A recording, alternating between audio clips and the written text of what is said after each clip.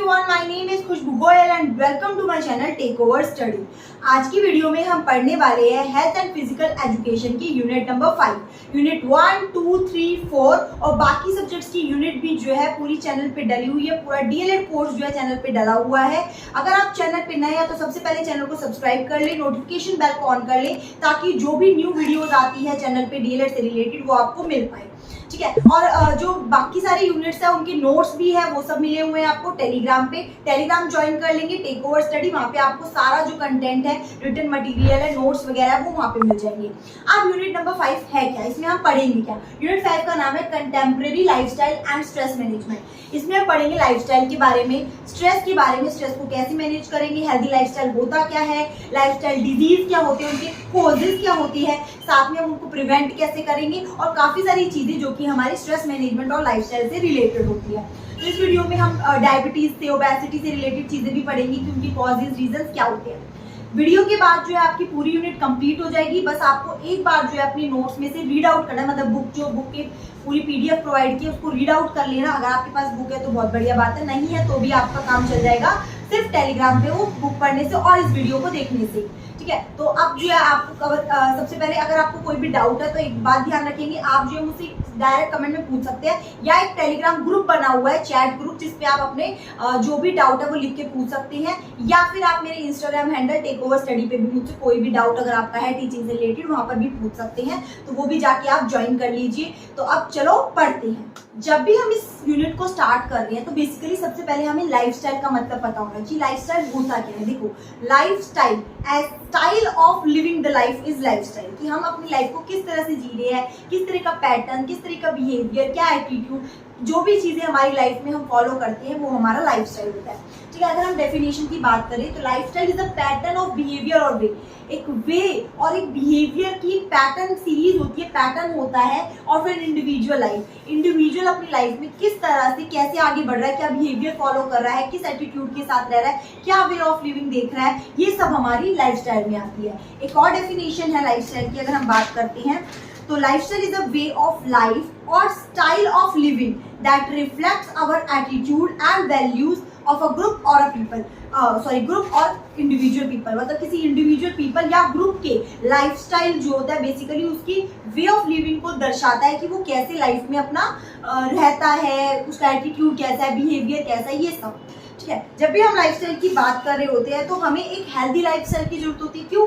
जब हम अच्छे से रहेंगे नहीं, हमारा बिहेवियर अच्छा नहीं होगा, हम अच्छा खाएंगे पिएंगे नहीं, प्रॉपर डाइट नहीं होगी, हम हेल्दी नहीं होंगे, तो मतलब हम अपनी लाइफ को इजी वे में नहीं जी पाएंगे। तो इसी के लिए अगर हम बात करें इंपॉर्टेंस क्या है एक हेल्दी लाइफस्टाइल की, सबसे पहले तो इससे हमारे जो भी इंसिडेंट्स होने के चांसेस होते हैं वो रिड्यूस हो जाते हैं, क्योंकि हम पहले से अपनी बॉडी को इतनी अच्छे से प्रिपेयर रखते हैं, हमारा लाइफस्टाइल इतना अच्छा होता है कि हम किसी भी प्रॉब्लम से, किसी भी चैलेंज को इजीली फेस कर पाते हैं। नेक्स्ट रिकवरी, जब भी हमारा लाइफस्टाइल हेल्दी होता है हम जल्दी रिकवर कर लेते हैं चीज़ों को। दैट स्ट्रेस से कॉप करने में बहुत हेल्पफुल होता है, क्योंकि अगर हेल्दी लाइफस्टाइल है तो मतलब हमारी वे ऑफ लिविंग, पॉजिटिवनेस हमारी लाइफ में ज़्यादा है, तो हम स्ट्रेस फैक्टर से भी दूर रहते हैं। That improve quality of life, obviously अगर लाइफस्टाइल अच्छा है, वे ऑफ लिविंग अच्छा है पूरी लाइफ के थ्रू आउट, तो हम ऑब्वियसली क्वालिटी लाइफ जिएंगे। देन हमारा जो वेज है, हम किस तरह से बात कर रहे हैं, किस तरह से बैठ रहे हैं, किस तरह से बिहेव कर रहे हैं, ये सब हमारी वे ऑफ लिविंग में आ जाता है, तो ये भी हमारी इंप्रूव होती है अगर हमारा लाइफस्टाइल अच्छा होता है, तो ये हमारी नीड एंड इंपॉर्टेंस हो जाती है। फिर आता है हमारा लाइफस्टाइल डिजीज। क्या होता है लाइफस्टाइल डिजीज? देखो basically disease associated with the way a person और ग्रुप ऑफ पीपल लिव, मतलब एक पीपल ग्रुप का एक ग्रुप या पीपल्स जो होते हैं मिलके जब है क्या करते हैं, एक उनकी लाइफ से एसोसिएटेड होता है कोई भी डिजीज, उसे हम लाइफस्टाइल, मतलब उनकी लाइफ में वो किस तरह से रह रहे हैं और उसकी इफेक्ट करने वाला जो भी फैक्टर होता है वो लाइफस्टाइल डिजीज होता है, ठीक है। Lifestyle disease associated with the way a person और ग्रुप पीपल लिव्स। डिजीजेस, इसमें कौन से डिजीज आते हैं लाइफस्टाइल में, जैसे कि टाइप 2 ओबेसिटी, टाइप 2 डायबिटीज और ओबेसिटी, स्ट्रोक। अब देखो ये क्या हुआ, मतलब देखो आप किस तरह से रह रहे हैं, क्या खा रहे हैं, क्या पी रहे हैं, ये सारी चीजें इंक्लूड करके आपकी लाइफस्टाइल में चेंज आता है। फॉर एग्जांपल एक पर्सन है वो विदाउट एक्सरसाइज हमेशा खाता रहता है और कुछ भी काम नहीं करता, कोई फिजिकल वर्क नहीं करता, एक टाइम के बाद उसकी बॉडी ओबीज हो जाएगी, मतलब उसको एक ऐसी डिजीज हो गई जो उसके लाइफस्टाइल के गलत बिहेवियर से, अपने लाइफस्टाइल को ढंग से ना रखने की वजह से वो डिजीज हुई है, ठीक है, मतलब अपने लाइफस्टाइल को प्रॉपरली तरीके से ना मैनेज करने की वजह से जो डिजीज होती है दैट इज लाइफस्टाइल डिजीज। अब लाइफस्टाइल डिजीजेस के कॉजेज क्या होते हैं, क्यों ये होती है? पहला तो एक्सरसाइज हम नहीं करते हैं, इम्प्रॉपर डाइट लेते हैं, खाने पीने का ध्यान नहीं रखते हैं, ड्रग या अल्कोहल में लगे होते हैं, बहुत सारे ड्रग ले लेते हैं, मतलब अल्कोहल अब्यूज हो जाते हैं, ये सब करने लग जाते हैं, या फिर बहुत ज़्यादा मीट वगैरह की वजह से भी प्रॉब्लम हो सकती है। साथ में इरेगुलर फूड हैबिट्स है, नहीं पता कब खा रहे हो, कुछ भी खा रहे हो, कुछ भी समझ नहीं आ रहा है, और वे ऑफ लिविंग सही नहीं है, प्रॉपर तरीके से रहते नहीं हो, कोई मैनेजमेंट नहीं है, प्रॉपर स्लीप नहीं है, प्रॉपर पैटर्न नहीं है, एक प्रॉपर फिजिकल वर्कआउट नहीं है लाइफ में, सिर्फ खाना पीना सोना, तो मीन्स एक प्रॉपर रेगुलरिटी नहीं है, उस वजह से भी हमें ये लाइफस्टाइल डिजीज होने के चांसेस रहते हैं। अब लाइफस्टाइल डिजीजेस तो हो सकता है, तो इसके लिए सबसे पहले आपको अपनी हैबिट्स को ठीक करना पड़ेगा। ईटिंग हैबिट सही होनी चाहिए, प्रॉपर एक्सरसाइज होनी चाहिए, बैलेंस डाइट होनी चाहिए, प्रॉपर डाइट को फॉलो करना है, वे ऑफ लिविंग अच्छी होनी चाहिए, वे ऑफ लिविंग में हर टाइप का मेंटल फिजिकल वर्कआउट होना चाहिए, जिससे जो है आप स्ट्रेस रिलीज हो, आप जो है आपकी लाइफ में कोई भी डिजीज ना आए, मतलब जो हमारे रहने की ढंग की वजह से डिजीज आ रहा है वो हमारी लाइफ में नहीं आना चाहिए, वो सिर्फ हम अपनी लाइफस्टाइल को चेंज करके एक पॉजिटिव लाइफस्टाइल को अपनाकर ही पा सकते हैं। अब लाइफस्टाइल डिजीजेस को प्रिवेंट कैसे करेंगे, उससे बचेंगे क्या? जो जो उसके कॉजेज थे वही उसके प्रिवेंशन में आ जाएंगे। प्रॉपर हमें जो है ईटिंग हेल्दी खाना, अच्छे से खाना है, प्रॉपर खाना है, पानी बहुत ज्यादा पीना है, बोला जाता है ना पानी एक लिमिट होती है 7 से 8 ग्लास तो डेली पीना ही पीना है, तो प्लेंटी ऑफ वाटर ड्रिंक करना है, डेली एक्सरसाइज करनी है, साथ में स्मोकिंग वगैरह अल्कोहल वगैरह करते हो तो उसे क्विट कर देना, छोड़ देना है, टॉक्सिन्स यही अल्कोहल वगैरह इनका लेना बिल्कुल कम कर देना है या खत्म कर देना है, स्ट्रेस वाले फैक्टर्स को हटा देना है, साथ में प्रॉपर स्लीप होनी चाहिए जिससे हमारा लाइफस्टाइल अच्छा हो जाए, साथ में हमें पॉजिटिविटी के साथ रहना है, और भी काफी सारी चीजें जैसे एक्सरसाइज करना है, प्रॉपर डाइट लेनी है, प्रॉपर तरीके से वॉक करना है, मतलब वॉकिंग वगैरह फिजिकल एक्टिविटीज को अपने जो भी डेली रूटीन है उसमें ऐड करना है, तभी हमारी लाइफस्टाइल डिजीज से हम बच पाएंगे। फिर आती है हमारी एक lifestyle disease that is type 2 diabetes. ये एक लाइफस्टाइल डिजीज है, बेसिकली जब हम एक शुगर का इंटेक अपनी बॉडी में ज्यादा कर देते हैं तो हमारी बॉडी इनफ इंसुलिन को प्रोड्यूस नहीं कर पाती है ताकि वो जो शुगर लेवल है, ब्लड शुगर लेवल है, ग्लूकोज लेवल है, उसको मैनेज कर पाए, तो इस वजह से हमें डायबिटीज होती है। अब देखो blood glucose level rises higher level than normal, normal से जब ब्लड का लेवल जो है ज्यादा हो जाता है, ठीक है ना, तो हमारी बॉडी में क्या हो जाती है, डायबिटीज की प्रॉब्लम हो जाती है। अब इसमें क्या होता है, बॉडी एक्चुअली क्यों हमें डायबिटीज हुआ है, तो पहला हमारी बॉडी जो है इनफ इंसुलिन प्रोड्यूस नहीं कर पाती है जो रेगुलर कर देती है शुगर लेवल को, या फिर जो भी इंसुलिन है उससे प्रॉपरली जो है रिस्पॉन्सिव नहीं होती हमारी बॉडी, या फिर दोनों में से कोई भी, दोनों का कॉम्बिनेशन हो सकता है, शायद इतना इंसुलिन भी प्रोड्यूस नहीं हो रहा है जो मैनेज कर पाए और ग्लूकोज लेवल भी बढ़ता जा रहा है, ठीक है। अब सिम्टम्स क्या देखने को मिलेंगे, अगर कोई भी पर्सन है उसको डायबिटीज है तो क्या सिम्टम देखने को मिलेंगे, सबसे पहले थकान को महसूस होगी, ब्लड विजन भी हो सकता है, थोड़ा धुंधला धुंधला दिखाई देना शुरू हो सकता है, जो भी वो वॉशरूम वगैरह जाएंगे यूरिन के टाइम पे उनका ग्लूकोज निकल जाएगा, जो भी ग्लूकोज है उनकी बॉडी का, साथ में इंसुलिन की डेफिशिएंसी हो जाएगी, कमी हो जाएगी, इंसुलिन कम हो जाएगा तो ग्लूकोज लेवल तो बढ़ जाएगा, वो शुगर लेवल बढ़ जाएगा, और साथ में फैट प्रोटीन की जो स्टोरेज है वो प्रॉपर तरीके से नहीं हो पाएगी। तो ये काफी सारी प्रॉब्लम्स जो है जब हम कोई भी डिजीज हमें लग जाता है तो ये देखने को मिलती है। अब इसी में जो है कुछ प्रिवेंटिव मेजर्स भी बताए हुए हैं इसी के, लाइफस्टाइल चेंजेस, कि अगर हम टाइप 2 स्टाइल को हमें फोकस करके हटाना है तो हमें क्या करना पड़ेगा, तो सबसे पहले फिजिकल एक्टिविटी करनी पड़ेगी, वही सब हो जाएगा कि आपको एक्सरसाइज करनी पड़ेगी, डेली प्रॉपर खाना पीना खाना पड़ेगा, प्लेंटी ऑफ वाटर हमें लेना पड़ेगा, साथ में डिजीज को मैनेज करना पड़ेगा, ठीक है, और हमें अपनी जो है फिजिकल एक्टिविटी वीक में 2 से 2.5 घंटे, देखो यहाँ पे लिखा हुआ है 2 से 230 आवर की एक्सरसाइज हमें वीक में करनी है, मतलब आप दिन में 20-25 मिनट भी करते हो, आधा घंटा भी करते हो, आधा घंटा कर लो वीक में 5 दिन, उसके बाद आपका प्रॉपर चलेगा। भाई 2 दिन भी बचते हैं उसमें भी करना ही है, अगर नहीं कर पाते हो तो मैं कह रही हूँ, वरना 2 से 2.5 घंटे हमें वीक में मॉडरेट एक्सरसाइज करनी है, फिजिकल एक्टिविटीज करनी है, और अगर हमें हाई बिल्कुल एनर्जी वाली एक्टिविटी करनी है तो वो 1 से 1.25 घंटे की एक्सरसाइज करनी है। देन हमें जो है लूज हमारा जो वेट है, वेट लूजिंग एक्सरसाइज करनी है ताकि हमारा एक प्रॉपर जो BMI बोलते हैं ना, बॉडी मास इंडेक्स, जो है वो प्रॉपर आ जाए। उसके लिए हमें अपने वेट और हमारी हाइट को मैनेज करते हुए चलना है, कि हमें लगता है हमारी हाइट से ज़्यादा वेट है तो हमें उसको मैनेज करना है, लूज करना है वेट को, और प्रॉपर इस तरह से हमारा लाइफस्टाइल प्रॉपर बनता जाएगा।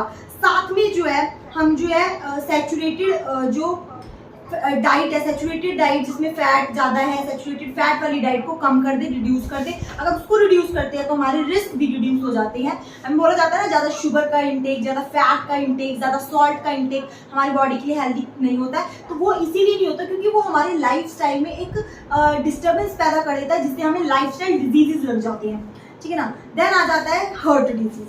हम बात करते हैं हार्ट डिजीजेज की। हार्ट डिजीज मतलब several types of heart condition, जिसमें प्रॉब्लम होती है, हार्ट की प्रॉब्लम हो जाती है। तो इसमें क्या होता है, जब हमारे हार्ट जो है अच्छे से पंप नहीं कर रहा होता है चीज़ों को, और जो है हार्ट फेलियर का भी प्रॉब्लम हो सकती है। अब हार्ट डिजीज होता है क्या, बेसिकली हमारी जो आर्टरीज होती है, जो हर जगह ब्लड को लेकर जाती है अपने हार्ट से लेके सारे पार्ट्स तक, तो वहाँ पे एक ब्लॉकेज टाइप सा फील होता है, प्लैक बिल्ड हो जाता है, एक तरीके से कुछ स्ट्रक्चर बिल्ड हो जाता है जो कि उस सप्लाई को रोकने की कोशिश करता है, वो सप्लाई प्रॉपर हो नहीं पाती। इस वजह से हमें हार्ट की प्रॉब्लम शुरू हो जाती है। अगर हम हार्ट प्रॉब्लम की बात करें तो कुछ सिम्टम्स हमें देखने को मिलते हैं यहाँ पे। उसके सिम्टम्स जैसे कि हमें वॉमिटिंग जैसा फील होता है, कई बार हमारी पेल स्किन हो जाती है। देखते हैं ना, कुछ जिसको किसी को हार्ट अटैक आने से पहले उसको वॉमिटिंग जैसा, स्वेटिंग, पसीने आने शुरू हो जाते हैं, एकदम थकान थकान उसके फेस जैसे फील होने लग जाता है, पीली पीली उसकी स्किन होना शुरू हो जाती है, ब्रीदिंग, सांस लेने में उसको प्रॉब्लम हो जाता है, चेस्ट पेन शुरू हो जाता है। तो ये सारी प्रॉब्लम जब आपको देखने को मिलती है तो आप समझ जाओ कि उस प्रॉब्लम को हार्ट से रिलेटेड कोई प्रॉब्लम हो रही है, या तो उसको तुरंत हॉस्पिटल लेके जाओ, या फिर प्रिकॉशंस जो भी, उसको पहले तो प्रॉपर ब्रीदिंग स्पेस मिलना चाहिए, और उसके पास कोई पर्सन होना चाहिए जो उसको संभाल सके, जिसको भी हार्ट प्रॉब्लम होती है। तो जब भी आपको लगे ऐसा, तो सिचुएशन को सीरियसली लेना है, एकदम ऐसे ही लूज मतलब नॉर्मल नहीं छोड़ देना। उस सिचुएशन में हमें बिल्कुल फोकस के साथ रखना है, ठीक है। अगर सिम्टम्स की बात हो गई, अब हम इसको कैसे डायग्नोज करेंगे। हमने पता कर लिया कि हाँ भाई सिम्टम दिख रहे हैं तो कुछ प्रॉब्लम है, तो हम उसको डायग्नोज करेंगे, एक्सरे वगैरह कराएंगे, ईसीजी करवाएंगे। ईसीजी मतलब इलेक्ट्रोकार्डियोग्राम, कार्डियोग्राम्स मतलब हमारी इलेक्ट्रॉनिकल पूरा चेकअप होगा, ठीक है। और एक्सरसाइज स्ट्रेस टेस्ट होगा, जिससे पता चलेगा कि क्या एक्चुअली में प्रॉब्लम थी ये हार्ट डिजीज की। एकदम से जो हार्ट अटैक वाली प्रॉब्लम भी जो होती है, हार्ट फेलियर की भी होती है, तो उसके भी हम पता कर सकते हैं। देन प्रिवेंशन वही हो जाएंगे, हेल्दी लाइफस्टाइल मेंटेन करना है, रेगुलर एक्सरसाइज करनी है, खाना ढंग से खाना है, उसमें स्मोकिंग वगैरह, अल्कोहल नहीं लेना है, पॉजिटिविटी के साथ रहना है, सफिशिएंट स्लीप होनी चाहिए, स्ट्रेस फैक्टर्स नहीं होने चाहिए प्रॉपर, ठीक है ना। ब्लड प्रेशर को मेंटेन करके रहना है, और कोलेस्ट्रॉल को मेंटेन करना है। कोलेस्ट्रॉल कैसे मेंटेन होगा, प्रॉपर डाइट के साथ, प्रॉपर जो फैटी फूड वगैरह इनको रिड्यूस करके, खत्म करके अपने खाने पीने में, जंक फूड वगैरह से दूर रहना है, फैटी एसिड्स वगैरह से दूर रहना है। तो इन सब से अगर हम दूर रहेंगे तो हम अब एक पॉजिटिव लाइफस्टाइल ले सकते हैं, और हार्ट डिजीजेस के चांस कम हो सकते हैं। देन हम क्या हो सकते हैं, पॉजिटिव लाइफस्टाइल के साथ इनको ठीक किया जा सकता है। नेक्स्ट आता है हमारा स्ट्रोक। स्ट्रोक का दूसरा नाम हम कहते हैं सीवीए। सीवीए मतलब हो जाता है आपका सेरिब्रोवास्कुलर एक्सीडेंट। आप इसकी लिख लीजिए, सेरिब्रोवास्कुलर एक्सीडेंट, ठीक है। सेरी मैं यहाँ लिख दे रही हूँ, सेरिब्रोवास्कुलर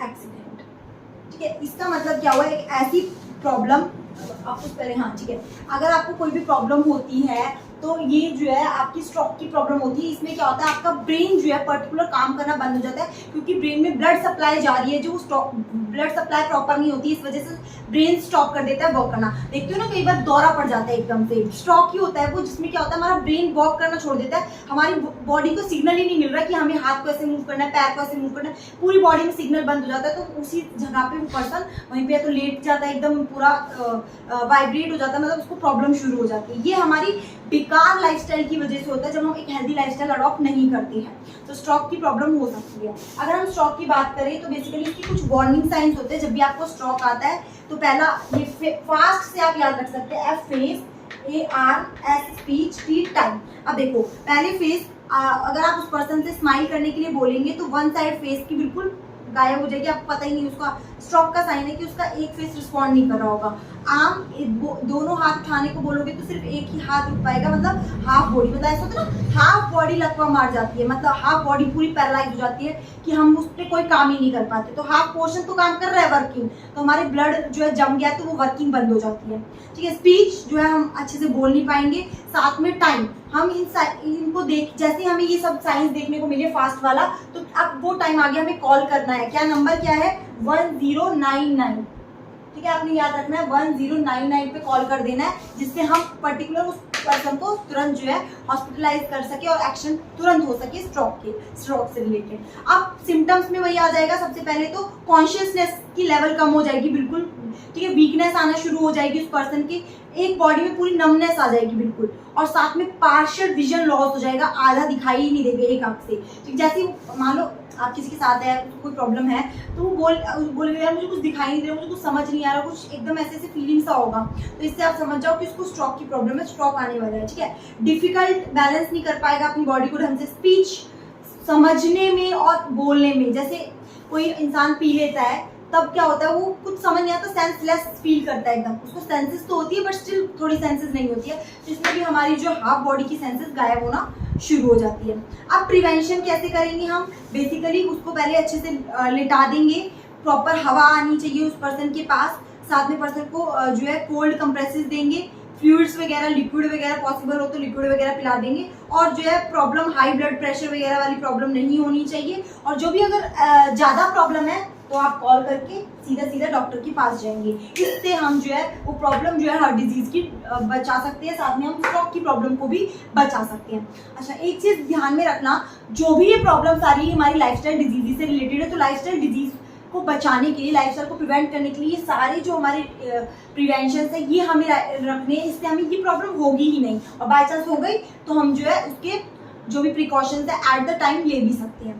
नेक्स्ट हमारे लाइफस्टाइल डिजीज में आ जाता है ओबेसिटी। ओबेसिटी मतलब जब हमारी फूड में फैट का इंटेक ज़्यादा हो जाता है, हम जो है खान पान हमारा ठीक नहीं होता है, खाने पीने का स्टाइल सही नहीं होता है, हम लाइफ में इम्बैलेंस तरीके से खाना खा रहे हैं, प्रॉपर डाइट नहीं ले रहे हैं, तो एक्सेस बॉडी फैट होने की वजह से ओबेसिटी होती है। बहुत ज़्यादा हम मोटे हो जाते हैं तो हम ओबीज कहलाते हैं। और ओबीज सिर्फ एक मोटे वाली बीमारी नहीं है, उस ओबेसिटी के कारण आपको बहुत सारी प्रॉब्लम होती है। कैंसर प्रॉब्लम भी हो सकती है, हार्ट प्रॉब्लम हो सकती है, मूड की प्रॉब्लम हो सकती है, रिप्रोडक्टिव में प्रॉब्लम हो सकती है, लिवर में प्रॉब्लम हो सकती है, और हाइपरटेंशन की प्रॉब्लम हो सकती है।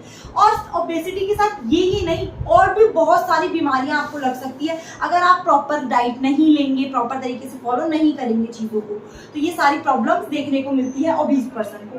अब जब हम ओबीज पर्सन की बात करें तो प्रिवेंशन कैसे लेंगे? वही हेल्दी लाइफस्टाइल फॉलो कर लो, और ओबेसिटी के लिए प्रॉपर, अगर आपको ओबेसिटी है, आप बहुत ज़्यादा मोटे हो गए, आपने बहुत ज़्यादा वेट गेन कर लिया है, तो सबसे पहले प्रॉपर योगा एक्सरसाइज और weight training exercise, so that आपका जो मेंटेन है बैलेंस, जो वेट बैलेंस है वो मेंटेन हो जाए और इन प्रॉब्लम से आप बचते चले जाए। फिर आपको प्रॉपर डाइट लेनी है, जंक फूड नहीं खाना है, ओवर ईटिंग नहीं करनी है, बहुत ज़्यादा एक्स्ट्रा खाना पीना नहीं खाना है, फास्ट फूड को अवॉइड करना है, जंक फूड को अवॉइड करना है, और फ्रीक्वेंटली नहीं खाना है। मतलब अभी खाया 15 मिनट बाद फिर खाने बैठ गए, 20 मिनट बाद फिर खाने बैठ गए, इस वजह से ये ओबेसिटी की प्रॉब्लम बढ़ती जाएगी। तो इन चीज़ों को अवॉइड करना है, इससे आप अपनी ओबेसिटी वाली प्रॉब्लम को मैनेज कर सकते हैं। और बेसिकली लाइफस्टाइल को मैनेज करने के लिए ये चीज़ें सबसे ज़्यादा फोकस्ड है कि आपके 3 चीज़ें तो आप रट ही लो। ये रटने का मतलब समझ ही लो कि ये तीनों चीज़ें तो पक्का हम अपनी लाइफस्टाइल में लाना चाहिए। प्रॉपर उठ के, एक तो प्रॉपर स्लीप होनी चाहिए, उसके बाद प्रॉपर उठ के एक्सरसाइज होनी चाहिए, प्रॉपर हमारी डाइट होनी चाहिए। डाइट में पानी भी आ जाएगा, जंक फूड हटाना भी आ जाएगा, और अच्छे से खाना भी आ जाएगा। तो ये तीनों चीज़ों को प्रॉपरली हमें मेंटेन करना पड़ेगा, जिससे हमारी लाइफस्टाइल जो है, जो पूरी जिंदगी भर हमें हेल्प करेगी, हमारे पैटर्न को सुधारेगी, वो अच्छी हो जाएगी। नेक्स्ट आता है हमारा topic stress management. Stress management को जानने से पहले स्ट्रेस का पता होना चाहिए। स्ट्रेस बेसिकली ऐसा होता है जब हमारी बॉडी पे एक डिमांड आती है जो हमारी बॉडी उससे एक्चुअली में एबल नहीं होती कि वो उससे कॉप अप कर सके। तो जब हमारी डिमांड बढ़ जाती है हमारी एबिलिटी से, तो हमारी स्ट्रेस की कंडीशन स्टार्ट हो जाती है। फॉर एग्जाम्पल, मान लो डिमांड आ जाए कि तुम्हें लगातार 20 घंटे पढ़ाना है। अब एबिलिटी तो है ही नहीं, एबिलिटी चलो 5, 6, 7, 8, 9 घंटे की है। तो जब डिमांड बढ़ गई तो स्ट्रेस आ जाएगा, ओ मुझे ये भी करना है, मुझे ये भी करना है, तो टेंशन वाला माहौल आ जाएगा। तो जब हमारी डिमांड बढ़ती है, एबिलिटी से ज़्यादा हो जाती है, हमारी कैपेबिलिटी से ज़्यादा होती है, तो स्ट्रेस की प्रॉब्लम आ जाती है। स्ट्रेस को मैनेज करना एक बहुत इंपॉर्टेंट चीज़ होती है, जिससे हमारी बॉडी हेल्दी रह सके। जब हमारी बॉडी में ज़्यादा स्ट्रेस हो जाता है, हेडेक की प्रॉब्लम आती है, हम कोई भी काम में ध्यान नहीं दे पाते, डिप्रेशन की प्रॉब्लम भी आ सकती है, और काफ़ी सारे इफेक्ट हमारी बॉडी पे होते हैं, जिससे हम चीज़ों को मैनेज नहीं कर पाते। तो स्ट्रेस मैनेजमेंट बहुत जरूरी है। अब एक आपने वर्ड सुना होगा स्ट्रेसर, वन लाइनर में आ सकता है। स्ट्रेसर क्या होता है? वो इवेंट जिससे स्ट्रेस होता है। Stressors are the factors that causes stress. जिसकी वजह से स्ट्रेस होता है वो हमारा स्ट्रेसर्स होते हैं, और जो हम उस स्ट्रेस पे रिस्पॉन्स देते हैं वो हमारा स्ट्रेस रिस्पॉन्स कहलाता है। रिस्पॉन्स ऑन द स्ट्रेस, जो भी हमने इस पर रिस्पॉन्स किया वो हमारे स्ट्रेस रिस्पॉन्स होता है। अगर हम इसकी डेफिनेशन की बात कर लेते हैं स्ट्रेस मैनेजमेंट या स्ट्रेस की, तो नेचुरल रिएक्शन जो हमारा आता है स्ट्रेस रिस्पॉन्स पे, वो स्ट्रेस रिस्पॉन्स कहलाता है।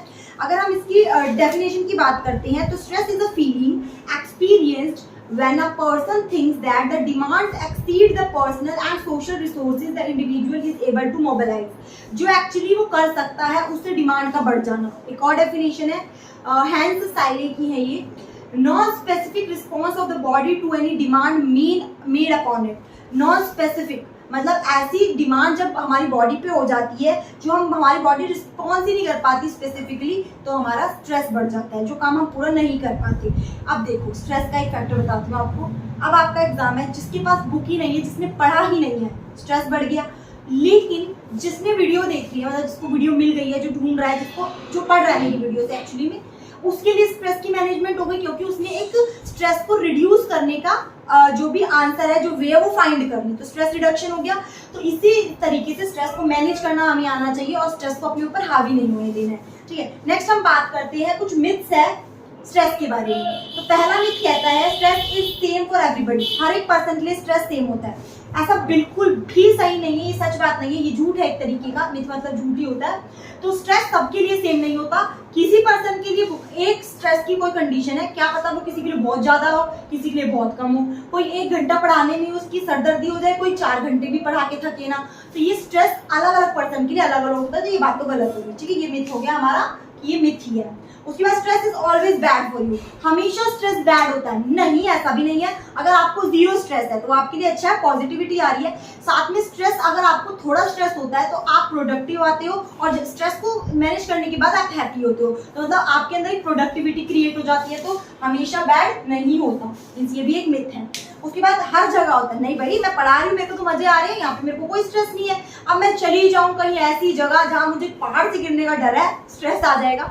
तो मतलब बेसिकली जहाँ आपको इंजॉयमेंट हो रही है वहां पे स्ट्रेस है ही नहीं ना, तो स्ट्रेस हर जगह नहीं होता भाई, ये गलत बात है। उसके बाद most popular techniques are best, stress को मैनेज करने के लिए पॉपुलर टेक्निक ही अच्छी होती है और कोई टेक्निक नहीं। भाई देखो स्ट्रेस नॉर्मल चीजों से भी मैनेज हो सकता है, तो ये बात भी गलत हो जाती है कि सिर्फ मोस्ट पॉपुलर टेक्निक ही यूज होगी, नहीं, ऐसी बात नहीं है।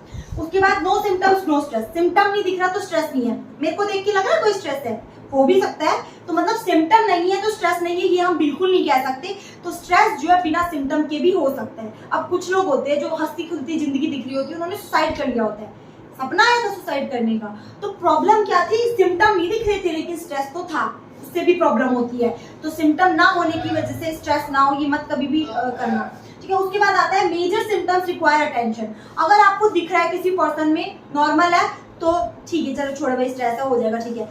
मेजर को ही हमें फोकस करना है, ऐसा नहीं है भाई, छोटा स्ट्रेस भी प्रॉब्लम दे सकता है। तो इसलिए हर अगर स्ट्रेस की सिचुएशन है तो उसको हैंडल हमें तुरंत करना है, क्योंकि जब ये स्ट्रेस अगर हो गया थोड़ा सा भी तो उसके कुछ इफेक्ट होते हैं, बहुत सारे इफेक्ट होते हैं, बल्कि उससे हमारी बॉडी में बहुत फर्क पड़ता है, हमारी बॉडी, माइंड और हमारे बिहेवियर पे फर्क पड़ता है।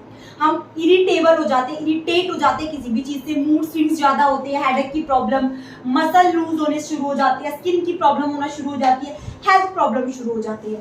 साथ में हम टेंशन में आ जाते हैं, हमेशा वरी करते रहते हैं, चिंता में लगे रहते हैं, नेगेटिविटी आने लग जाती है, हमें बुरे सपने, नाइटमेयर्स आने शुरू हो जाते हैं, हमारा वेट और हमारा फैट, मतलब बॉडी का फैट लूज होना शुरू हो जाता है, ड्रिंकिंग हम करना शुरू कर देते हैं, अल्कोहल वगैरह, स्मोकिंग की प्रॉब्लम आ जाती है, डिप्रेशन हो जाता है, इरिटेशन आ जाती है, साथ में हमारी सेक्स ड्राइव भी रिड्यूस हो जाती है, हमारा जो है रेस्टलेसनेस हो जाता है, थकान, फटीग वाली फीलिंग रहती है, ठीक है।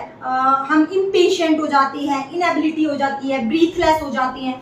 मतलब अगर हमें स्ट्रेस है तो बहुत सारी प्रॉब्लम देखने को मिल सकती है। देखो आपने देखा होगा ना, जब वो किसी भी पर्सन का कोई लड़ाई झगड़ा हो जाता है तो स्ट्रेस में आ जाता है, या मोस्ट कॉमन ब्रेकअप, तो कुछ प्रॉब्लम्स क्या हो जाती है कि बच्चे कुछ अल्कोहल में चले जाते हैं, स्मोकिंग में चले जाते हैं, जो उनको रिलैक्स कर रहा है। बट सबसे बेकार चीज भैया, वो 2 मिनट की रिलैक्सेशन तो देगा, बट उसके बाद आपको कभी जिंदगी भर जो है वो आपकी जिंदगी में स्ट्रेस डाल देगा। तो 2 मिनट की रिलैक्सेशन के लिए हमें इन सब चीजों में नहीं जानी है। तो जो भी कुछ होता है पढ़ाई में ध्यान लगाओ, मजे करो, ठीक है ना। इन सब स्ट्रेस फैक्टर्स को अपने से दूर करो। तुम्हें लगता है ना यार इस पर्सन से बात करने से मैं दुखी हो जाऊँ, उस पर्सन को ही, स्ट्रेस को ही रिमूव कर दो, अवॉइड कर दो। सिर्फ जो भी चीजें पॉजिटिविटी लाती है, इंजॉयमेंट देती है, वही करना है। जहां स्ट्रेस दिख रहा है, जहां लगता है कि होगा, पता होता है हमें, तो वहां से हट जाओ। बाय चांस आ जाए तो मैनेजमेंट सीख ही लिए, मैनेज कर लेंगे, ठीक है। अब अगर हम बात करें इसके कॉजेज क्या होते हैं, स्ट्रेस होता किस किस वजह से है, तो देखो ऑफिस में कोई प्रॉब्लम हो गई, बात हो गई तो स्ट्रेस हो गया, जॉब ही नहीं है तो प्रॉब्लम हो गया, एग्जाम आ गए तो स्ट्रेस आ गया, फाइनेंस की प्रॉब्लम है, पैसा ही नहीं है, शॉपिंग करनी है, स्ट्रेस आ गया, इलनेस बीमार हो तो भी स्ट्रेस आ जाता है, स्कूल की प्रॉब्लम है, स्कूल में एग्जाम है, स्कूल में ढंग से सिचुएशन नहीं है तो स्ट्रेस आ जाता है। स्ट्रेस के कॉजेज बहुत सारे हैं और उसको हमें देख के सिम्टम्स भी यही आ जाएंगे कि हमें सिम्टम्स कैसे दिखेगा। आपको चेस्ट पेन भी हो सकता है, फीलिंग हो सकती है, और दांत को कड़कड़ा रहे हो, ग्राइंडिंग टीथ कर रहे हो, हेडेक हो रहा है, इरिटेशन हो रही है, ठीक है, डेली एक्टिविटी करने में आपको जो है इंटरेस्ट नहीं आता, जल्दी जल्दी मेमोरी लॉस, याद ही नहीं रह रहा कुछ भी क्या किया है आपने, एकदम थकावट जैसी फीलिंग रहती है, लेजीनेस रहती है, इससे पता चलेगा कि आपको स्ट्रेस है। अगर आप एक्टिव हो, कहीं भी जाने के लिए रेडी हो, मजे करने के लिए रेडी हो, एंजॉय कर रहे हो मूवमेंट को, तो आपको स्ट्रेस नहीं है। कुछ पर्सन होते हैं हैप्पी मूवमेंट में भी मुंह सड़ा के रखते हैं, तो इसका मतलब उसको क्या है, स्ट्रेस हो सकता है। तो उसके मुंह सड़ाए हुए पे फोकस मत करो, उसकी जो स्ट्रेस प्रॉब्लम है उसको हटाने पे फोकस करो, ठीक है। तो स्ट्रेस की प्रॉब्लम कहीं भी कैसे भी हो सकती है, ये सिम्टम्स उसको देखने को मिल जाएंगे। अब मेन चीज आ गई, इतना सब पढ़ लिया, स्ट्रेस होता जा रहा है, स्ट्रेस हो रहा है अब तो हमें, तो उसको ठीक कैसे करें, ठीक कैसे करना है, तो ठीक है, वेज है स्ट्रेस को कॉप अप करने। क्वेश्चन इंपॉर्टेंट है, मार्क कर लो, ways to cope up with stress, कैसे कॉप अप करना है, पक्का पक्का आ जाता है, बहुत बार आता है, ठीक है। सबसे पहले कोई भी आसन, योगासन परफॉर्म कर सकती है, एक्सरसाइज कर सकती हैं, मसल रिलैक्सेशन एक्सरसाइज कर सकती हैं, डांस सिंगिंग कर सकती हैं, मेडिटेशन कर सकती हैं, एक्सरसाइज कर सकती हैं, म्यूजिक सुन सकती हैं, आर्ट ड्राइंग कर सकती हैं, साथ में स्ट्रेस को मॉनिटर करके रिड्यूस कर सकती हैं, हटा सकती हैं, स्टेप बाय स्टेप एक्टिविटी को प्लान कर सकती हैं। अब देखो, एक टीचर का स्ट्रेस फैक्टर बताती हूँ। उसको स्ट्रेस होता है कि बच्चों का सिलेबस रह रहा है, काम करवाना है, इस बच्चे को समझ नहीं आया वो भी ठीक कराना है, मार्क्स भी अच्छे लाने हैं, टीचर आगे ऊपर सुपीरियर्स को आंसर भी देना है, सिलेबस भी ऑन टाइम होना चाहिए, बच्चे भी मैनेज करने हैं, डिसिप्लिन भी देखना है, कुछ लड़ाई ना हो जाए वो भी देखना है, इतने सारे स्ट्रेस फैक्टर। बस उसको मैनेज कैसे करेंगे, डे टू डे प्लान करेंगे एक्टिविटी को, जो कि सारी चीजें हमारी लिमिट में आए। तो प्लानिंग सबसे इंपॉर्टेंट होती है स्ट्रेस को मैनेज करने में। साथ में एक्सरसाइज कर ली तो भी आपका स्ट्रेस रिड्यूस हो जाएगा, मेडिटेशन, स्मोकिंग ड्रिंकिंग नहीं करनी है, साथ में डे टू डे हमें अपनी प्लान एक्टिविटी करते हुए रिलैक्सेशन के साथ काम को परफॉर्म करना है। प्रॉपर नींद, भाई देखो अब पेपर आ रहे हैं, कुछ बच्चे 12-1 बजे तक पढ़ रहे हैं, 2 बजे तक पढ़ रहे हैं, 3 बजे तक, ये नहीं करना भाई, ठीक है। पढ़ने की नींद है, पढ़ लो 2-4 दिन है, पेपर खत्म हो जाएंगे, बट स्टिल सफिशिएंट नींद जो होती है 7 से 8 घंटे की, वो नींद जरूर लेनी है। 6 घंटे से 8 घंटे की प्रॉपर एडिक्वेट नींद हमारी स्लीप होनी चाहिए। उसके बाद जो है पर्सनल प्रॉब्लम्स जो है उससे भागो मत, उसको कॉप करके सॉल्व करो, ठीक है। फैमिली फ्रेंड से बातचीत करो, उनके साथ बैठो, टाइम स्पेंड करो, इससे हमारा स्ट्रेस मैनेज हो जाएगा। देन आ जाता है हमारी लाइफ स्किल्स। लाइफ स्किल्स कैसे डेवलप होती है, ये सब चीजें हम जब अपनी लाइफ में पॉजिटिविटी के साथ, कॉन्फिडेंस के साथ चीजों को मैनेज कर लेते हैं तो हमारी लाइफ स्किल्स डेवलप हो जाती है, ठीक है। जब हम, अच्छा एक वर्ड आएगा वैल्यू क्लैरिफिकेशन। वैल्यू क्लैरिफिकेशन का मतलब होता है जब हम अपने टास्क को लेकर क्लियरिफाई होते हैं, हमें कैसे करना है, हम अपने ओपिनियन को लेकर क्लियर होते हैं, वो हमारा वैल्यू क्लैरिफिकेशन होता है। फॉर एग्जाम्पल, जब मैंने वीडियोस बनाई, जब आपको पसंद आई, तो मेरे माइंड में ना एक क्लैरिफिकेशन आया कि पसंद आ रहा है कंटेंट पर कुछ प्रॉब्लम है, तो मैंने उस प्रॉब्लम से कॉप करने की कोशिश की। स्ट्रेस था ना मेरे को कि यार बच्चों को पसंद नहीं आ रहा, शायद सबको पढ़ने में मजा नहीं आ रहा, या सबको समझ नहीं आ रहा, या कुछ बच्चों को ब्लैक बोर्ड से पढ़ना है, एक बार देखना है कि जो लिखा है वो समझ आए। तो मैंने उसको मैनेज करने के लिए अपने वैल्यू क्लैरिफाई की कि मुझे कंटेंट को लिख के भी प्रेजेंट करना पड़ेगा, तो मैंने लिखा, उसके थ्रू मैं आपको समझा रही हूँ। ज्यादा क्लियर हो गए, आप भी क्लियर हो गए, मेरे ओपिनियन से मैं भी क्लियर हो गई, आपके सजेशन से मैंने क्लियरिटी ले ली। तो वैल्यू हमें अपनी क्लियर करनी है, हमें अपने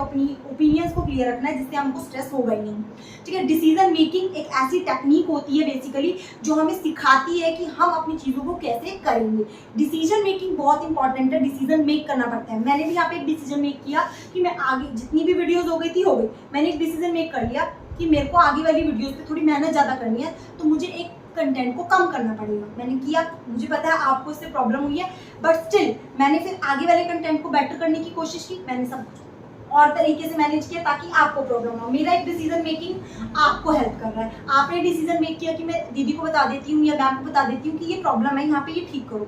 आपका डिसीजन अच्छा था, मेरा डिसीजन अच्छा होगा। डिसीजन मेकिंग एक क्वालिटी होती है, बेसिकली एक प्रोसेस होता है जिसमें हम सेलेक्ट करते हैं अल्टरनेटिव को, जो कि बेस्ट होता है। दो में से बेस्ट को सेलेक्ट करना इज डिसीजन मेकिंग। दोनों ही बेस्ट है, एक ऐसी सिचुएशन आती है तो हमें उस सिचुएशन से हैंडल करना आना चाहिए, वो भी डिसीजन मेकिंग होती है, और उसी से हमारा स्ट्रेस भी मैनेज होता जाता है, ठीक है। साथ में जो है कॉपिंग स्किल्स होती है, किसी भी सिचुएशन से कॉप करना। कैसे कॉप करेंगे, एक तो प्रॉपर डाइट लो भाई, खाओ मस्त बिंदास, जंक फूड भी खा लो कभी कभी, लेकिन स्टिल हमेशा नहीं। तो इसलिए पहले प्रॉपर डाइट होनी चाहिए, एक्सरसाइज होना चाहिए, ब्रीदिंग एक्सरसाइज। गुस्सा आ रहा है, थोड़ा काम डाउन कर लो, ठीक है। ब्रीदिंग एक्सरसाइज करनी है, मेडिटेशन करना है और गेम स्पोर्ट्स में पार्ट लो। भाई देखो, खड़े खड़े हो, बैठो पूरे दिन, आजकल का शेड्यूल हो गया है, फोन में मोबाइल में गेम खेल लिया, फोन चला लिया, बात कर ली, मैसेज कर लिया, फोन में वीडियोस देख ली, सो गए। एक फिजिकल एक्टिविटी लेकर आओ, खड़े हो, योगा एक्सरसाइज नहीं करना मन नहीं है, बाहर जाओ, वॉक करो, फ्रेंड्स के साथ खेल के आओ, बैडमिंटन खेलो, वॉलीबॉल खेलो, फुटबॉल खेलो, वॉकी मार लो, अपनी गली में घूम लो, पार्क में चले जाओ, ठीक है, बच्चों के साथ ही खेल लो। तो इससे क्या होगा, आपकी बॉडी में एनर्जी आएगी, जिससे आपको स्ट्रेस ही नहीं होगा। बच्चों के साथ कभी खेल के देखना, मजा सा आ जाता है और सारा स्ट्रेस भाग जाता है, ठीक है। उसके बाद आ जाता है handling the situation is कॉपिंग skills. कॉपिंग skills के बारे में अगर हम बात करें, कॉप करना स्किल्स को, तो सिचुएशन को हैंडल करना, सिचुएशन को हैंडल करना इज हमारी कॉपिंग। हम कॉप कैसे कर रहे हैं, ठीक है। जब हम चीजों को हैंडल करना सीख जाते हैं तो हम कॉप करना सीख जाते हैं, हमारे अंदर कॉपिंग स्किल्स आ जाती है, ठीक है। आप ध्यान से सुनना, अगर एक प्रॉब्लम सॉल्व करनी है तो हमें सबसे पहले तो चिंता नहीं करनी, वरी नहीं करनी, ओ यार ये हो रहा है, ये हो रहा है। कई बार होता है ना कि हम बहुत लेट हो रहे होते हैं, हमें बहुत टेंशन हो जाती है, भाई घर जाएंगे पिटेंगे बहुत अच्छा वाला। तो सबसे पहले उसके बारे में वरी तो मत करो, आपको पता ही नहीं है आगे सिचुएशन क्या है, आप जाओ मैनेज करने की कोशिश तो करो, पिटोगे तो पिट जाओगे, लास्ट ऑप्शन ही पिटना है। तो इसलिए पहले स्ट्रेस के बारे में वरी करना कम करो, उसके बाद आप वरी नहीं करोगे तो आपका दिमाग चलेगा और प्लान कर पाओगे उस एक्टिविटी के लिए। तो इस तरह से प्लान करते हुए आप कॉप कर लेंगे, तो ये पूरा हम स्ट्रेस को मैनेज कर लेंगे। हमारा टॉपिक आ जाता है yoga and nutrition. What is yoga, what is nutrition. Yoga के बारे में पढ़ा था, 8 उसके स्टेप पढ़े थे, अष्टांग योगा, ये सब बात कर चुके हैं। न्यूट्रिशन मतलब बेसिकली जब हम उस खाने पीने को, न्यूट्रिशन बेसिकली हमारे फूड से रिलेटेड होता है, फूड से जो हम न्यूट्रिएंट्स गेन करते हैं, the process of gaining the energy is nutrition. कैसे हम गेन करते हैं अपनी फैट्स, प्रोटीन, सबसे एनर्जी को गेन करना हमारा न्यूट्रिशन होता है। बेसिकली हमारी बॉडी में एनर्जी कब होगी, जब हम ये चीज़ों को फॉलो करेंगे। फुल ऑफ एनर्जी लाने के लिए सबसे पहला तो हमें फुल स्टमक कभी नहीं खाना है, आए बैठे भर लिया, यहाँ तक भर लिया नहीं, अब जगह। हमें हमेशा 2/3 ऑफ खाना खाना चाहिए, मतलब टोटल हमारा पेट 3 हिस्सों में बांटो तो हमारा पेट इतना भरा होना चाहिए, 2/3 हिस्सा हमारा पेट का भरा होना चाहिए। उसके बाद हमें थोड़ा खाली रखना है। उसके बाद अगर खाली रह जाता है तो स्नैक्स बिटवीन मील हम ले सकते हैं, इससे हमारी बॉडी में पूरे दिन के लिए एनर्जी अच्छी खासी जम जाएगी, मतलब हो जाएगी। साथ में क्वालिटी फूड हमें लेना है, ऐसा नहीं है कुछ भी हमने खा लिया, तो प्रॉपर डाइट के साथ, प्रॉपर सैलेड्स वगैरह के साथ खाना है और प्रॉपर डाइट होनी चाहिए, गुड डाइट होनी चाहिए, जिसमें हर टाइप का न्यूट्रिशन उसमें हो, जिससे हम जो है आगे डेवलप हम हो पाए, हमारी बॉडी ग्रो कर पाए। तो न्यूट्रिशन बहुत ज़रूरी होती है। अब आपने एक प्रोवर्ब सुनी होगी, when diet is wrong medicine of no use. अगर डाइट गलत है तो कितनी मेडिसिन ले लो कोई फायदा नहीं है। लेकिन दूसरी बात क्या कहता है, when diet is correct medicine of no use. अगर डाइट बहुत अच्छी है तो मेडिसिन का काम ही नहीं है, मेडिसिन का कोई काम नहीं है। तो ये बात बहुत अच्छी याद करने वाली है कि जब डाइट अच्छी है तो मेडिसिन का कोई काम नहीं है, लेकिन अगर डाइट ही खराब है तो मेडिसिन काम आएगी ही नहीं। क्या कर लोगे मेडिसिन खा खा के, ये चीजें भी ध्यान रखते हैं। मेडिसिन यूज की नहीं है, डाइट ही अच्छी कर लो भाई, मेडिसिन तो वैसे भी लेनी नहीं है हमने, ठीक है। तो इसलिए हमारे न्यूट्रिशन बहुत अच्छा होना चाहिए फूड में, ठीक है। नेक्स्ट अगर हम बात करते हैं इसी में तो कैसे हम कर सकते हैं, इंपॉर्टेंस क्या है इसमें, हम अपनी योगा न्यूट्रिशन का क्या इंपॉर्टेंस है, क्या एक्सरसाइज का इंपॉर्टेंस है। तो इंपॉर्टेंस वही हो जाता है, हमारे जो भी डिजीजेज है उसको प्रिवेंट करती है, लाइफस्टाइल को मेंटेन करती है, फिजिकली एक्टिव बनाती है, लेजीनेस को दूर करती है, स्ट्रेस को रिमूव करती है, साथ में पर्सनैलिटी डेवलपमेंट करती है, ऑलराउंड डेवलपमेंट इससे होता है, ठीक है। अगर हम बात करें चिल्ड्रन में हम कैसे कर सकते हैं, बच्चे को ना में पार्टिसिपेट करवाना चाहिए, साइकिलिंग, स्विमिंग, ये सारी चीज़ें बच्चों को बहुत पसंद होती है। एक्स्ट्रा करिकुलर एक्टिविटीज़ होनी चाहिए स्कूल में, फिजिकल एक्टिविटीज़ होनी चाहिए, पार्क्स वगैरह होनी चाहिए। देखो अब कहाँ बच्चा लैक करता है ये सब चीज़ों को, स्कूल में कोई प्रोग्राम नहीं है, गया बच्चा फिजिकल एक्टिविटी से। दूसरा, पार्क नहीं है लोकेलिटी में, बच्चा तब नहीं हो पाता है, मैनेज नहीं कर पाता है। आसपास एनवायरनमेंट क्रिएट नहीं करते हो आप, तब रोक टोक है, तब आप डिस्करेज करते हो बेटा ये मत करो ये मत करो, तब बच्चा नहीं कर पाता फिजिकल। तो इन सब चीज़ों से हमें ये फैक्टर्स को दूर करना है, जिससे बच्चा जो आगे डेवलप कर पाए और बच्चा इन सब में पार्टिसिपेट करे खुद से। तो इसके लिए एनकरेजमेंट बहुत ज़रूरी है। पार्क नहीं है तो गली में बच्चों से बेटा आप यहाँ भी खेल सकते हो, यहाँ साइकिलिंग कर सकते हो या स्विमिंग के लिए जा सकते हो। तो बच्चों को अपॉर्चुनिटीज़ प्रोवाइड करनी है, इसी से वो आगे बढ़ेगा और जो है अपने आप को डेवलपमेंट उसके अंदर आती रहेगी। अगर मैं बोलूँ बेनिफिट्स क्या है रेगुलर एक्सरसाइज के बॉडी में, देखो ये बताने की जरूरत ही नहीं है, फिर भी आपको पता होता है ये सब बहुत सारी कॉमन चीज़ें, फिर मैं बता रही हूँ एक बारी। सेल्फ एस्टीम बढ़ जाता है, एनर्जी बढ़ जाती है, हमारी जॉइंट्स बोन्स स्ट्रॉन्ग हो जाती है, हमारी बॉडी का मेटाबॉलिज्म अच्छा हो जाता है, सेल्फ इमेज डेवलप हो जाती है, मसल्स मस्त हो जाते हैं भाई, टोन मसल्स हो जाते हैं, इम्यून सिस्टम अच्छा होता है। अच्छा खाओगे, एक्सरसाइज करोगे, इम्यून सिस्टम बढ़िया हो जाएगा, कोरोना को फेल कर देंगे, है ना। ठीक है, वेट कंट्रोल रहता है, इससे स्ट्रेस रिलीफ हो जाता है, कॉन्फिडेंस आता है, हम चीज़ों को एक्टिवली कर पाते हैं, बॉडी में एक्टिवनेस आती है, वीकनेस रिड्यूस हो जाती है। तो ये सारी चीज़ों से हमारी बॉडी अच्छे से डेवलप कर पाती है और एक्सरसाइज का ये फायदा है।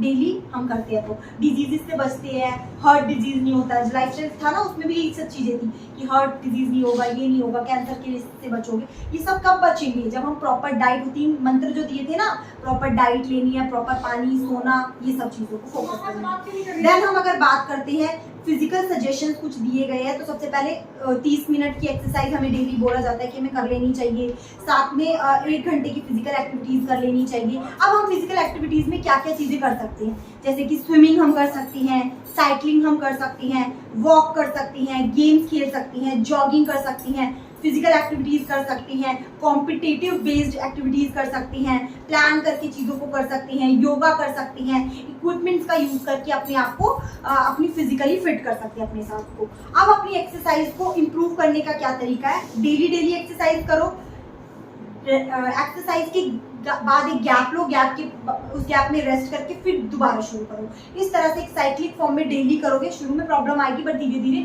आपका टाइम बढ़ जाएगा। जैसे आप अगर शुरू कर रहे हो, मान लो अपने सांस को 30 से 40 सेकंड रोकना शुरू में, ठीक है, ज़्यादा रोक रहे हो तो बहुत बढ़िया, तो उससे आगे चलोगे। फिर आपने अगले दिन शायद 1 मिनट का मैनेज करना सीखा, 2 मिनट का, तो अब जो मैनेजमेंट है, जो आपका टाइम है, वो बढ़ता चला जाएगा।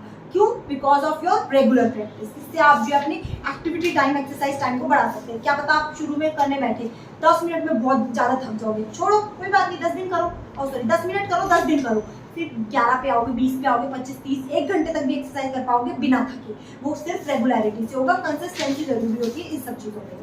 तो इस तरह से अगर हम करते हैं, तो योगा न्यूट्रिशन वाला चैप्टर छोटा सा था, इसमें एक्सरसाइज वगैरह के बेनिफिट थे। तो इस तरह से आगे हम बढ़ सकते हैं, डेवलप कर सकते हैं। फिजिकल एक्टिविटीज बहुत इंपॉर्टेंट रोल प्ले करती है। अगर हम बात करते हैं, हमारा टॉपिक आता है alternative system of health and healing.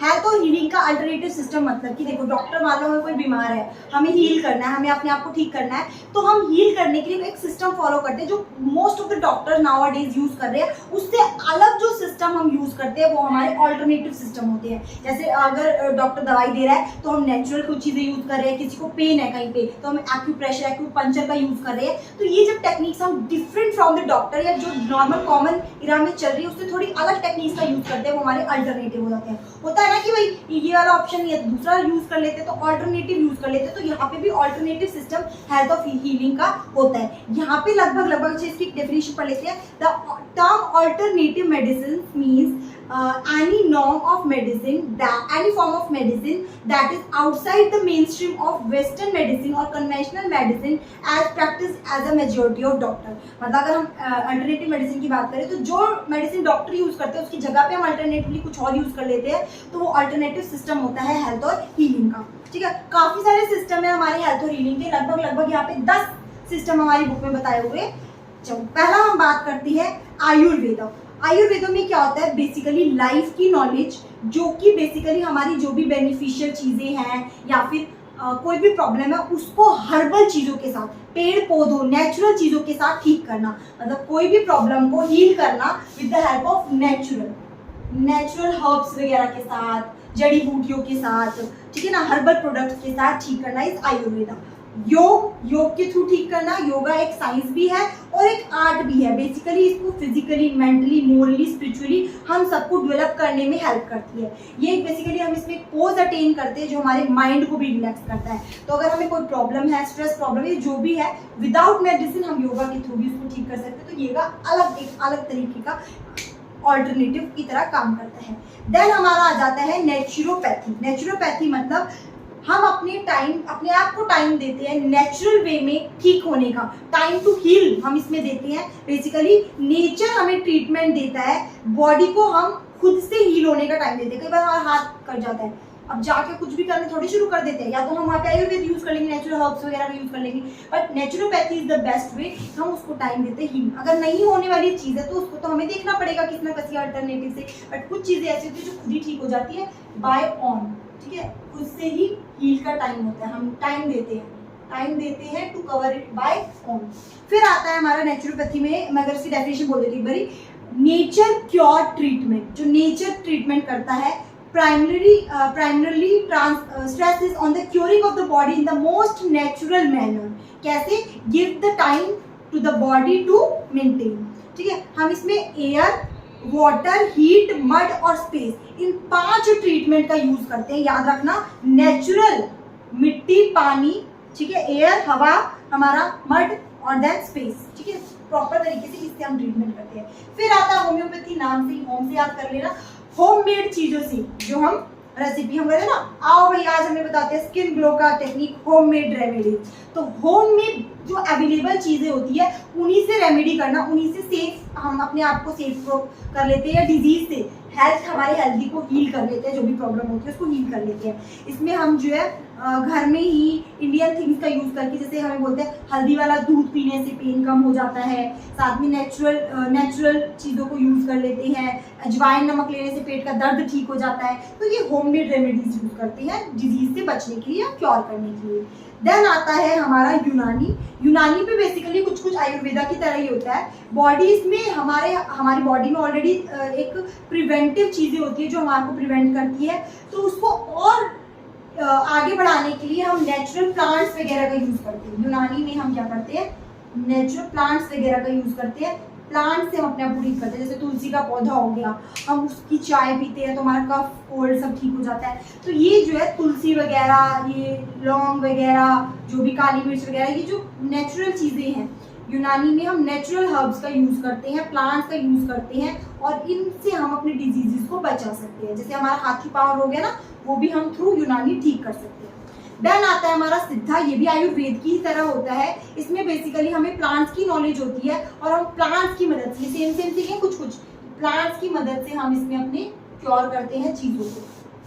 Then आता है एक्यूप्रेशर, सबने ही सुना होगा, जहाँ पे पेन हमें होता है तो पर्टिकुलर पॉइंट्स को दबाने पे हमारा जो है वो पेन रिलीज हो जाता है। बोलते हैं सर में दर्द है, दवाई ना लो, दवाई वाला तो हो गया कॉमन, उसकी जगह अल्टरनेटिव यूज किया, भाई ये वाला पॉइंट दबा लो, ये वाला पॉइंट, पता नहीं कौन से पॉइंट होते हैं मेरे को नहीं पता है, बट स्टिल पॉइंट्स को प्रेस करके एक्यूप्रेशर के थ्रू हम उसको ठीक करते हैं। तो याद आता है हमारा एक्यूप्रेशर, प्रेशर करते हैं किसी पर्टिकुलर पॉइंट को हम प्रेशर देते हैं, उससे वो हमारी पर्टिकुलर जो सारी हमारी पूरी नसें वसें, हमारी नाड़ियाँ वाड़ियाँ जो होती हैं उन पे दबाने से वो पूरी बॉडी को रिलैक्स प्रोवाइड करती है। देन आता है आपका एक्यूपंचर मूवी में देखा होगा, बॉडी में सुई घुसा देते हैं, है ना, तो एक्यूपंचर कर देते हैं, बॉडी को पंचर कर देते हैं ना। पिंस का यूज करती है बॉडी को रिलैक्स करने के लिए, तो ये भी एक टेक्निक है। इसमें क्या होता है, पंचर करते हैं पिंस का यूज करते हैं, जिससे हमारी बॉडी को रिलैक्स मिलता है। देन आ जाता है फिजियोथेरेपी, बेसिकली ये हमारी बॉडी को नेचुरोपैथी के प्रिंसिपल पे ही चलता है, फिजियोथेरेपी की वे में चलते हैं। ठीक है, उसके बाद आता है मसाज कर दो, बॉडी एकदम रिलैक्स रहेगी। तो मसाज थेरेपी से भी हम अपनी बॉडी को हील कर सकते हैं, रिलैक्स कर सकते हैं। तो ये 10 टेक्निक्स हो गई, सारी 10 की 10 आएगी भी नहीं, जो भी मान लो कोई एक आ गया पर्टिकुलर, मैंने सारी टर्म्स एक्सप्लेन कर दी, रीड जरूर कर लेना, छोटे पैरा ही है बुक में, जो बुक में मैं पीडीएफ दूंगी आपको, पीडीएफ जो टेलीग्राम पे है उससे एक बार पढ़ोगे, बिल्कुल इजी है, एक बार कॉन्सेप्ट पता होना चाहिए, उसके बाद आप जल्दी पढ़ते वो सबको निपटा दोगे। ठीक है, कोई भी आ गया, मान लो होम्योपैथी आ गया, होममेड रेमेडीज होती है, हल्दी से हम कर लेते हैं या अजवाइन नमक से ले लेते हैं, ये सारी चीजों को। ऐसे आ गया आयुर्वेद का यूज करते हैं, हर्ब्स का, जड़ी बूटियों का यूज करते हैं। तो इस तरह से आप उसको एक्सप्लेन कर सकते हैं। हिंदी वाले तो बिल्कुल इजी से लिख लेंगे, इंग्लिश वालों को रीडिंग की जरूरत पड़ेगी तो रीड कर लेंगे। फाइनली लास्ट चैप्टर पे, लास्ट यूनिट पे आ चुके हैं ये। इसके बाद जो आपका पूरा जो है हमारा हेल्थ एंड फिजिकल एजुकेशन की डीएलएड की सेकंड ईयर की यूनिट खत्म हो जाएगी। तो अब लास्ट टॉपिक है हमारा integrating health and physical education with teaching of other subject. Other subjects को पढ़ाने के लिए जब हम हेल्थ एजुकेशन का यूज करते हैं तो उससे हमें फायदा होता है दूसरे सब्जेक्ट्स में भी। अगर हम बात करें इंटीग्रेशन का, शुरू से वर्ड सुनते आ रहे हो, तो several subject areas being integrated with the goal of enhancing learning in each subject area. किसी पर्टिकुलर सब्जेक्ट एरिया में लर्निंग को एनहांस करने के लिए जब हम दूसरे सब्जेक्ट की मदद लेते हैं, उसके साथ जोड़ के उसको पढ़ाते हैं, तो लर्निंग इफेक्टिव होती है, बेटर होती है, और जो है बच्चे का अटेंशन अट्रैक्शन बढ़ता है। ठीक है ना, तो इंटीग्रेशन मतलब एक सब्जेक्ट को, मान लो एक सब्जेक्ट है एसएसटी, और उस सब्जेक्ट को हमने प्लस करके फिजिकल के साथ, हेल्थ और फिजिकल के साथ जोड़ के पढ़ाया, तो बच्चे की बेटर लर्निंग होगी। तो ये हमारा इंटीग्रेशन का पर्पस होता है। ठीक है। अगर हम एडवांटेजेस और डिसएडवांटेजेस की बात करें तो सबसे पहले एडवांटेज क्या होता है, ये हेल्प करता है स्टूडेंट्स को लिंक करने में एक चीज़ को दूसरी चीज़ से, हमारे करिकुलम को कनेक्ट करता है, आइडियाज़ डेवलप करता है, साथ में बच्चों के अंदर लर्निंग एनहांस होती है, बेटर न्यू पर्सपेक्टिव उनके डेवलप होते हैं, साथ में उनका प्रेशर रिड्यूस हो जाता है, बच्चों को इंटरेस्ट डेवलप होता है, वो चीज़ों को एंजॉय कर पाते हैं, मोर मीनिंगफुल चीज़ें बन जाती है, एक रीइंफोर्समेंट की तरह काम में आता है, और साथ में जो डिसिप्लिनरी बाउंड्री है उनसे बाहर निकल के बच्चा एक ओपन एनवायरनमेंट में लर्निंग बाय डूइंग के थ्रू सीखना शुरू करता है। डिसएडवांटेज भी कुछ होते हैं, एडिशनल प्रोग्राम की ज़रूरत पड़ती है, साथ में हमें कुछ सब्जेक्ट के लिए पूरा अच्छी तरीके से प्लान करने में टाइम लग जाता है, टाइम कंज्यूमिंग हो जाता है, एक्सपर्टाइज की ज़रूरत होती है, क्योंकि ऐसे नहीं हम कुछ भी किसी को भी रिलेट करके पढ़ाते थे, प्रॉपर लिंकेज बनाना ज़रूरी होता है, appropriate time, appropriate space, appropriated planning चाहिए होती है, साथ में रिसर्च की ज़रूरत पड़ती है, इस चीज़ को उस चीज़ से रिलेट करना है। तो कुछ डिसएडवांटेज भी होते हैं और कुछ एडवांटेज भी होते हैं। तो कुछ टॉपिक्स ऐसे भी होते हैं जो पढ़ाए जा भी सकते हैं, कुछ नहीं भी पढ़ाए जा सकते हैं। ठीक है, आगे अगर हम इसमें बात करें एग्जाम्पल से कि हेल्थ और फिजिकल एजुकेशन कैसे हेल्प करती है। फॉर एग्जाम्पल हमें डाटा दे रखा है एथलीट्स का, भाई इतने बच्चे हैं, इतनी इतनी हाइट है, इतने इतने, तो हम डाटा हैंडलिंग का कॉन्सेप्ट सीख जाएंगे मैथ का। हमने एथलीट को लिया, एथलीट जो है हमने देखा कि उनके नेम लिखे, हमने नेम के साथ हाइट लिखी, वेट लिखा, कितने हैं, नंबर ऑफ लिखा, तो ये सारा डाटा अरेंज करना सीखे। फिर हमने ग्राफ भी बनाया इसका। तो हमने साथ में फिजिकल एजुकेशन के साथ साथ मैथ का कॉन्सेप्ट सीख लिया, ये इंटीग्रेशन हो गया। साथ में मान लो हमने बच्चों को एक्सरसाइज करना सिखाया, ऐसे करो, ये स्टेप्स है, बच्चों को बोला इसके फायदे ये होते हैं, हेल्थ में काम आता है, डिजीजेस से बचाता है, तो हमारी साइंस भी डेवलप होती गई, हम साइंस के बारे में जाने, अपनी बॉडी के बारे में जानना शुरू किया, ये सिस्टम होता है, ये इम्प्रूव होता है, ये जॉइंट्स मसल्स स्ट्रॉन्ग होते हैं। तो इससे हमारी जो है एक सब्जेक्ट हेल्थ फिजिकल किससे रिलेट हो गया, हमारा साइंस के सब्जेक्ट से रिलेट हो गया। साथ में हमने डांस किया, डांसिंग, तो डांसिंग से क्या हो जाएगा, हेल्थ एजुकेशन, हेल्थ में आप सिखा रहे हो बच्चे डांस करना है, मूवमेंट आती है, इससे बच्चा रिदम सीख जाएगा, आर्ट एंड वर्क बच्चे का डेवलप हो जाएगा। साथ में जो है अदर कुछ आइडियाज़ है, गेम्स खिला सकते हैं, एसएसटी में रोल प्ले करवा सकते हैं हम। ठीक है, साथ में मैप, हमने स्कूल का मैप बनवाया और बोला कि आपको ऐसे ऐसे चीज़ें करनी है, स्कैवेंजर हंट खिलाया बच्चों को, ये गेम है, ये टास्क है, तो बच्चा क्या है, फिजिकल एक्टिविटी कर रहा है, साथ में साइंस सीख रहा है, साथ में एसएसटी सीख रहा है, मैप को लोकेट करना सीख रहा है, काफ़ी सारी चीज़ें डेवलप होगी, म्यूजिक आर्ट वर्क से रिलेट कर देंगे। ठीक है, अब अगर हम पर्टिकुलर सब्जेक्ट को लेकर चले, सबसे पहले आ जाता है मैथ्स के साथ अगर हम करें तो हम थ्रो एंड कैच सीख जाएंगे बॉल का, मानो मैंने फेंका, 1 काउंट 2 काउंट, काउंटिंग सीख जाएंगे, थ्रो एंड कैच में काउंटिंग सीख गए मैथ में। ठीक है, मेजर डिस्टेंस को, एक हडल यहाँ रखा है क्या, उनके बीच का डिस्टेंस का मेजर सीख जाएंगे, मेजरमेंट कन्वर्जन सिखा देंगे साथ में। ठीक है, साथ में लैंग्वेज, हम अप डाउन लेफ्ट राइट इस पोजीशन यूज कर रहे हैं। उसके बाद हिस्ट्री में क्या कर सकते हैं, हम पास्ट के गेम्स को खिला सकते हैं, पहले ये खेला जाता था उसकी हिस्ट्री पढ़ा देंगे, बेटा ये गेम पहले ऐसे होता था, उसके बाद ये डेवलप हुआ, ये चीज़ें आई, इसमें ये इक्विपमेंट्स आए, टूल्स यूज हुए, गेम्स के बारे में पता चल जाएगा, हमारे ट्रेडिशनल थॉट्स डेवलप हो जाएंगे, हम हिस्ट्री के बारे में जान जाएंगे। साथ में हम जो है लोकल साइट्स पे अगर बच्चों को विजिट करवाते हैं, वहाँ पे एक्टिविटीज़ करवाते हैं, तो बच्चा वहाँ पे एक्सरसाइज तो करेगा ही करेगा, साथ में उस हिस्ट्री वाली चीज़ों को समझ जाएगा। देन अगर हम ज्योग्राफी की बात करें, लोकल एरिया के बारे में पता चल जाएगा बच्चों को, कंपास यूज करना आएगा बच्चों को, साथ में वो जो सीखेगा, गेम्स वगैरह डेवलप होंगे, लोकल एनवायरनमेंट के बारे में, उनके एरिया के बारे में जान जाएगा, विजिट करवा सकते हैं, वहाँ पे गेम्स खिलवा सकते हैं सब। साइंस से अगर हम बात करें तो ह्यूमन बॉडी सबसे इंपॉर्टेंट है, कोई भी एक्सरसाइज वगैरह कराते हैं ह्यूमन बॉडी के हर पार्ट के बारे में बताएंगे, साथ में बच्चों को वो पता चल जाएगा। ब्रीदिंग एक्सरसाइज करवाएंगे, ये फिजिकल का पार्ट हो गया, और जब हम एक्सरसाइज कराएंगे तो बताएंगे बेटा इससे आपके लंग्स स्ट्रॉन्ग होंगे, रेस्पिरेटरी सिस्टम मजबूत होगा, तो इससे साइंस पढ़ा देंगे। ठीक है, देन आ जाएगा फ्रिक्शन फोर्स वगैरह, हम बॉल रोल करवा रहे हैं, जो हम भाला फेंक करवा रहे हैं, हमारे फिजिकल में थे ना सारे, तो इससे बच्चों को साइंस भी डेवलप होगी, भाई इस साइंस से फेंकना है, ऐसे फेंकना है, वॉलीबॉल के कोर्ट में इतनी तेजी से भागना है, स्पीड इनटू डिस्टेंस का कॉन्सेप्ट आ जाएगा, काफ़ी सारी चीज़ें बच्चों की डेवलप हो जाती है, तो इससे साइंस डेवलप हो जाएगी। ड्रामा हमारा हो जाएगा, ड्रामा कॉम्पिटिशन वगैरह उसमें बच्चों को करवा सकते हैं, म्यूजिक की चीज़ें हो जाएगी, और आर्ट में हम क्या करवा सकते हैं, बच्चों को पेंटिंग वगैरह, ड्राइंग वगैरह करवा सकते हैं, साथ में एक साथ compete करवा सकते हैं, एक साथ चलेंगे, ऐसे कैसे करना है, टास्क को बीच में डाल सकते हैं। इस तरीके से बच्चे की सब्जेक्ट्स को हम इंटीग्रेट करेंगे और पढ़ा देंगे। इस तरीके से बच्चा एक उसको लगेगा नहीं कि वो पढ़ रहा है, उसको बर्डन डाल के पढ़ाया जा रहा है। हमने एक एक्टिविटी कराते कराते बच्चों को सिखा दिया, मान लो मेरे बच्चों को बोला स्टैंड अप क्लैप, ये हम बच्चों ने क्या किया, फिजिकल एक्टिविटी की, वैसे तो ये छोटे बच्चों के लिए हो जाएगा, और बच्चे को जब हम ये सिखाते जा रहे हैं तो इंग्लिश के कुछ वर्ड वो क्या आप सिखा दिए, इससे बच्चा सीख जाएगा और उसके अंदर लर्निंग हो जाएगी। तो इस तरह से इंटीग्रेशन के साथ बेटर लर्निंग होती है, बेटर बच्चा अच्छे से सीख पाता है, रिटेंशन ज़्यादा रहती है और एक इंटरेस्ट के साथ इंजॉय करते हुए सीखता है। तो इसीलिए इंटीग्रेशन भी इंपॉर्टेंट होती है। हम डिफरेंट सब्जेक्ट को इंटीग्रेट कर सकते हैं। क्वेश्चन इसमें ऐसे आ सकता है कि इस सब्जेक्ट को इंटीग्रेट करके एक एक्टिविटी बताओ कैसे पढ़ाएंगे। मैंने काफ़ी सारी बताई है, उनमें से कोई भी एक इलेबोरेट करके समझा सकती हूँ। साथ में लेसन प्लान भी आ सकता है। लेसन प्लान आ जाए तो हेल्थ एंड फिजिकल एजुकेशन में हमने क्या किया, बच्चों को उठाया, क्लासरूम में से स्टार्ट करा, लेके गए ग्राउंड में बिठाया, उसके बाद बच्चों की काउंटिंग करी, बच्चों को वार्म अप करवाया, जो बच्चे बीमार थे उनको साइड कर दिया। हो गया लेसन प्लान में, ये सब तो लिखते ही शुरू में। देन हमने योगा परफॉर्म करवाया, ये आसन करवाया, उसके बेनिफिट बढ़ाए, बेनिफिट के बाद हमने उसको साइंस से इंटीग्रेट कर दिया, तो इंटीग्रेशन वाला भी बन जाएगा।